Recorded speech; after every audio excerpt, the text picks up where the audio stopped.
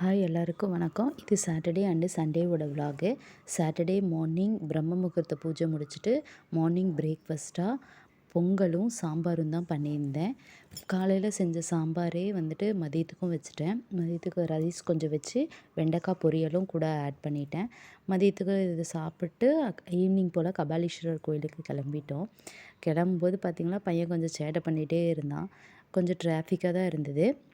அப்படியும் போயிட்டோம். நாங்கள் கபாலீஸ்வரர் கோயிலுக்கு போயிட்டு சாமியை நல்லா தரிசனம் பண்ணிட்டோம். அன்றைக்கி ஈவினிங் அப்படியே நல்லபடியாக முடிஞ்சது. அப்படியே வீட்டுக்கு வந்துட்டோம். இது சண்டே மார்னிங்.